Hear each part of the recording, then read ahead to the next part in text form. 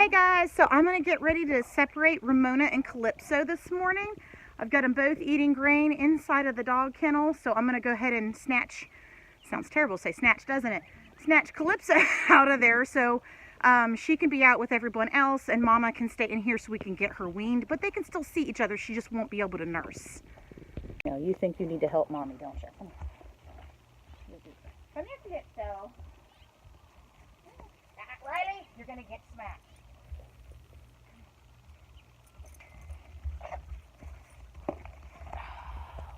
Well, that didn't work, did it?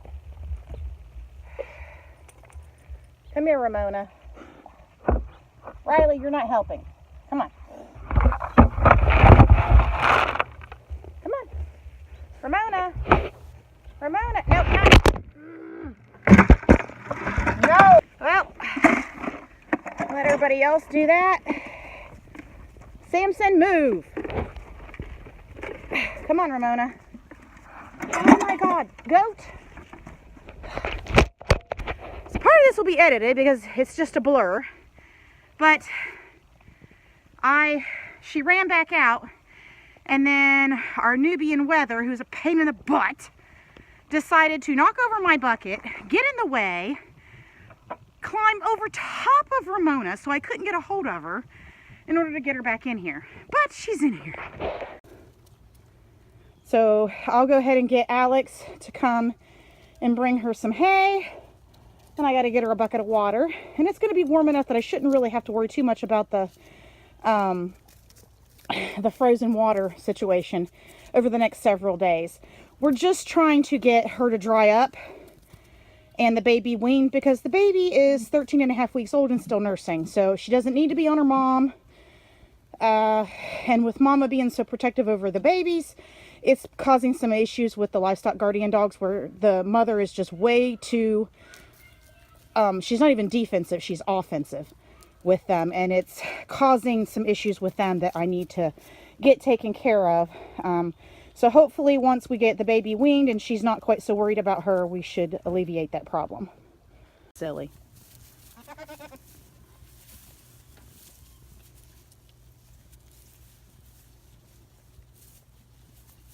Alright, I went to the feed store. We need some serious reevaluation of our self-sustainability here because it is not very sustainable in regards to the animals, especially in the winter. We are looking into maybe trying to grow some of the chicken stuff, but we're also going to be buying it in bulk. We've priced it through our mill and we can actually customize it and get the protein level where we want it. As well as using non-GMO items inside of the feed mix itself. They use a non-GMO corn for one. So we really like that idea. And I'm doing some research on possibly customizing it even more because they can do their custom feed mix. And then I can buy a ton or a half a ton at a time and store it. And then that way I'm not having to go as often. So it makes it a lot more economical buying it in bulk. I'm going to go ahead and get all this unloaded because I don't have any help today. My husband's off at a wrestling tournament with our oldest, and the other two are at a birthday party. So I am on my own. So I am going to get a workout.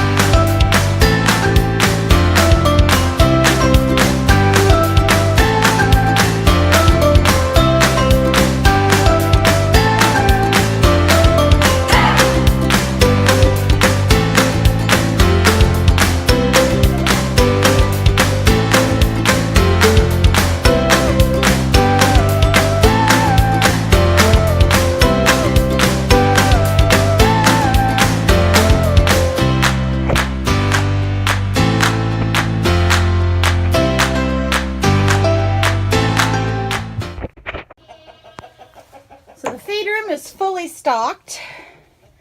I think the only thing I actually forgot is I'm getting a little low on goat minerals. They still have some, but that's fine. So we have enough food for everybody for the entire month. Now, our plan next month is to switch over to bulk feed, at least for the chickens. And when I do that, I will be taking out, this is where I had saddles. So I'll be taking that out, as well as my bins of extra tack. It's got horse blankets and different things in it for the horses. And then hopefully across this whole back wall, I'll measure it. And I should hopefully be able to put a old broken deep freeze in here. That's the plan. Now I may still be able to move the saddle racks up, depending on the length of the freezer, just as long as they don't impede the doorway. I haven't really decided on that point. We may just take this all out and make a space in the garage for me to hang the saddles and things. But we would still keep individual bins for the horses, the goats, and the dogs. And then my barrels, the red one is the cats, this is cracked corn, and then that one there is right now for the ducks. So this one, however, for the chickens, I wouldn't need anymore because I would just work out of the freezer. So if anyone else uses broken old deep freezer for bulk storage feed, I would love any suggestions, tips, cautions in regards to using them. I've not used it. I know people who do, and that's what was suggested to me. I just didn't know if there was any precautions I need to take, in regards to them with moisture and that kind of thing. So I'd love to hear back from anyone that also uses old deep freezers for bulk storage feed. Let me know. I'm going to head on over to the other barn and get started cleaning that stall out. So that way, as soon as I have some helpers back home, they can help me move those two young girls into the barn so we can get Calypso weaned. Okay, so, all right. I'm going to go ahead and finish putting the rest of the bedding and everything inside of the barn. And then I have got to clean out the other stall that the baby ducks were in and rebed it, because when you guys will love this. When I separated Ramona this morning, I went back out to leave to go to the feed store, and she had pushed on the gate and got back out and was back outside happy with her baby. So what I'm gonna have to do is I'm actually gonna take her baby Calypso, as well as Gabe's yearling doe Marshmallow, and put them in that stall together so they have a friend. And I'm gonna leave Ramona out in the paddock, because Ramona does better in the paddock than she does in a stall. She'll lose weight and get stressed. So we're just gonna move those two younger does into here so we can get Calypso weaned off of Ramona.